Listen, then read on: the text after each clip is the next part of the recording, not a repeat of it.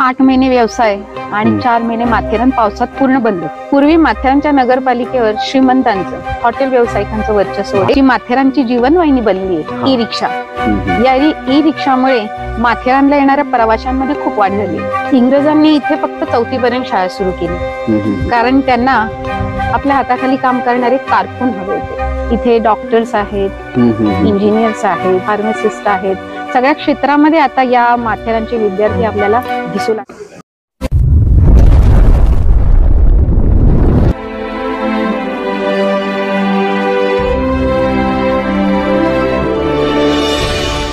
नमस्कार, मी आहे प्रफुल्ल केदारे। आपण पाहत आहात आकाशगाथा। मी सध्या आहे माथेरानमध्ये, तिथल्या नगर परिषदेच्या कार्यालयासमोर। माझ्या सोबत आहेत या माथेरानचा बहुतांशी इतिहास ज्यांनी अनुभवलाय, ज्या साक्षीदार आहेत, ज्या भागीदार आहेत। एकंदरीत या माथेरानच्या परिवर्तनामध्ये त्यांची भूमिका काय आहे आपण जाणून घेणार आहोत। माझ्या सोबत आहेत माथेरानमधील माध्यमिक शाळेच्या माजी मुख्याध्यापिका कल्पना पाटील मॅडम। मॅडम, तुमचं खूप खूप स्वागत आहे। नमस्कार। इतकी वर्ष झाली तुम्ही म्हटली इथे मूळ रहिवासी आहात। एक 50-60 वर्षाचा आधीचा जर माथेरान असेल तर तुमच्या डोळ्यापुढे नेमकं कोणतं चित्र येतंय? 8 महिने व्यवसाय आणि 4 महिने माथेरान पावसात पूर्ण बंद, आणि त्यामुळे इथली अर्थव्यवस्था खूप ढासळलेली होती। त्यावेळेस अगदी शाळेत येणारे विद्यार्थी सकाळी चहा चपाती खाऊन शाळेत येणार आणि संध्याकाळी जेवणार, अशी इथली पावसाळ्यातली अवस्था होती। परंतु आज चित्र पूर्ण बदललेलं आहे। माथेरानमध्ये आता 12ही महिने प्रवासी येतात, आणि त्यामुळे इथल्या लोकांचा अर्थार्जनाची अवस्था थोडी अधिक प्रगतशील झालेली आहे। आणि सगळ्यात महत्वाचं म्हणजे जी माथेरानची जीवनवाहिनी बनली आहे ई रिक्षा।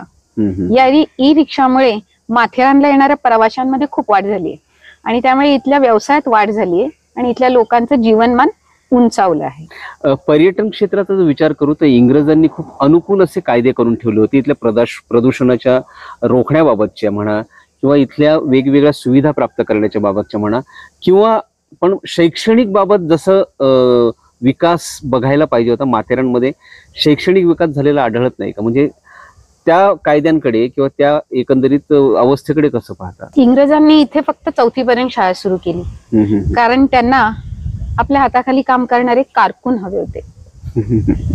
परंतु गवाणकर, बाबासाहेब गवाणकर सर यांनी इथे 5वी ते 10वी पर्यंत शाळा सुरू केली, आणि त्यामुळे विद्यार्थी शिक्षण घेऊ लागले। पूर्वी माथेरानच्या नगरपालिकेवर श्रीमंतांचं हॉटेल व्यावसायिकांचं वर्चस्व होतं, भांडवलदारांची जास्त प्रस्थापित होते। पण ती परिस्थिती हळूहळू बदलली। इथे शाळा सुरू झाल्या, आणि त्यामुळे विद्यार्थी शिक्षण घेऊ लागले 10वी पर्यंत, आणि मग पुढे इतर शहरांमध्ये जाऊन त्यांनी आपलं पुढचं शिक्षण केलं।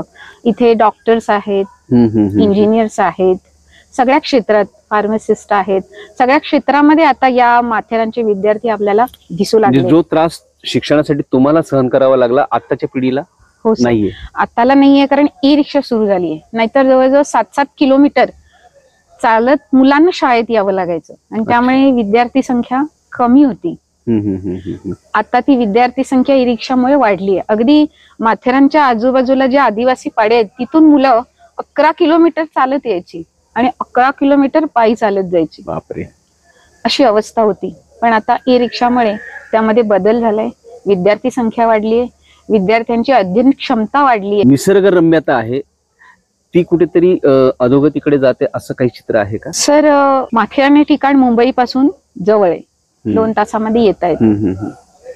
म्हणून इंग्रजांनी इथे कोणत्याही वाहनांना बंदी ठेवली होती प्रदूषण रोखण्यासाठी, आणि इथे पर्यटक राहायला पाहिजे, इथल्या निसर्गाचा त्याला आस्वाद घेता आला पाहिजे। सुरुवातीला घोडे, आणि त्यामुळे घोडे आणि हात रिक्षा होत्या। रिक्षा सुरू झाल्यापासून उलट ई रिक्षाने प्रदूषण कोणतंच होत नाही, आणि सर्वसामान्यांना परवडणारी आहे। त्यामुळे विद्यार्थ्यांना तर सगळ्यात मोठा फायदा विद्यार्थ्यांना झालेला आहे, आणि शिक्षकांना। शिक्षकही एवढ्या दूरून येत होते, एवढं चालत यायचं 6-6 किलोमीटर, त्यानंतर अध्यापन करायचं, आणि पुन्हा एवढं 6 किलोमीटर चालत जायचं। त्यामुळे शिक्षकांना पण त्रास होत होता। आता शिक्षकांनाही अधिक सक्षमपणे अध्यापन करता येतं आणि मुलांना अध्ययन करता येतं। त्यामुळे ही सगळ्यात चांगली गोष्ट झाली। म्हणजे इथे ई टेम्पो सुरू झाला, जसं ई रिक्षा झाली, तर माथेरानचं पर्यावरण टिकेल आणि अधिक पर्यटक इथे येतील, इथल्या लोकांचं जीवनमान उंचावेल. हा जो लढा सुरू होता तुमचा ई रिक्षासाठीचा, म्हणजे तुम्ही असाल किंवा याचे खरं तर आता मी एका गाडीवाल्याला जेव्हा विचारलं तर त्याने सांगितलं की याचे जनक आहेत सुनील शिंदे म्हणून आहेत. एकंदरीत सनदशीर मार्गाने लढा देणारे हा 15 वर्ष हा लढा चालला तुमचा. तर यानंतर आता सुप्रीम कोर्टाने देखील तुम्हाला निर्णय दिलेला आहे. तर ई रिक्षा आल्यामुळे आता इथल्या एकंदरीत जीवनमानामध्ये, इथल्या व्यवसायामध्ये, इथल्या पर्यटकांमध्ये नेमका काय बदल होणार आहे? सुनील शिंदे सर हे या गावचेच आहेत. त्यांचं माध्यमिक शिक्षण 10वी पर्यंत तिथे झालेलं आहे. पुढे ते मुंबईला नोकरी निमित्ताने होते आणि तिथे असताना देखील त्यांचा माथेरानशी सतत संपर्क, कारण त्यांचं कुटुंबच इथे, आई वडील सगळे इथेच राहत होते आणि त्यांना जाणवलं की हात रिक्षा ओढणाऱ्यांची अवस्था खूप वाईट आहे. 12 वर्षाचं तप केलं त्यांनी आणि मग त्यांच्या या तपाला फळ आलं की इथे ही रिक्षाला परवानगी मिळाली. त्यासाठी त्यांनी अनेक प्रस्थापितांशी संघर्ष करावा लागला, कारण त्यांना इथल्या सामान्य लोकांचं जीवनमान उंचवायचं होतं. खरी गोष्ट. इथले विद्यार्थी, त्यांची प्रगती व्हावी. शिक्षण हे वाघिणीचं दूध आहे. शिक्षण घेतल्यावर वाघिणीचं दूध सगळ्या दुःखांवर एकमेव औषध आहे. त्याशिवाय इथला सामान्य नागरिक दबून राहणार नाही, तो गुरगुरायला लागेल, आपल्या हक्कांसाठी भांडेल, याची त्यांना जाणीव झाली आणि म्हणून त्यांनी खूप मेहनत घेतली, अनेक संकटांचा सामना केला आणि आज त्यांच्यामुळेच त्यांचं नाव माथेरानच्या इतिहासात सुवर्णाक्षरांनी कोरलं गेलेलं आहे. सुनील सर जेव्हा कुठल्या पदावर नसताना देखील त्यांनी इतका मोठा क्रांतिकारी निर्णय अंमलात आणण्याचा प्रयत्न केलाय, असा माणूस तुम्हाला वाटत नाही की तो सरकार दरबारी असावा, प्रशासनात असावा? हो ना सर, लोकप्रतिनिधी म्हणून असावा.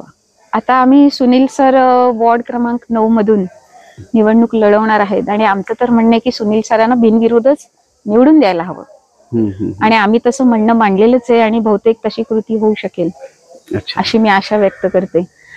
ई रिक्षामुळे आता उद्याचं भविष्य काळ तुमच्या डोळ्यापुढे कसा वाटतंय?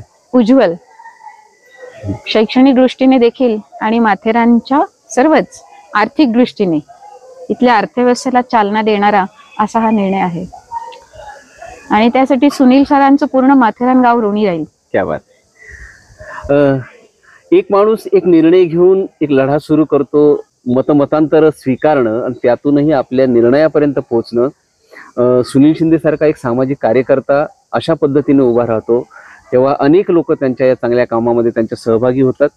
पण अजूनही ती अपेक्षा आहे की सर्वोच्च न्यायालयाने दिलेल्या आदेशाची संपूर्णपणे अंमलबजावणी व्हावी आणि या माथेरानमध्ये ई रिक्षाच्या माध्यमातून सर्वसामान्य पर्यटकाला, इथल्या सर्वसामान्य आदिवासी माणसाला, इथल्या सर्वसामान्य विद्यार्थ्यांना, ज्येष्ठ नागरिकांना मुक्तपणे या माथेरानमध्ये पर्यटन करता यावं, फिरता यावं, आपलं आयुष्य जगता यावं, यासाठी उद्याच्या दिवसाची वाट पाहत आहेत माथेरानकर.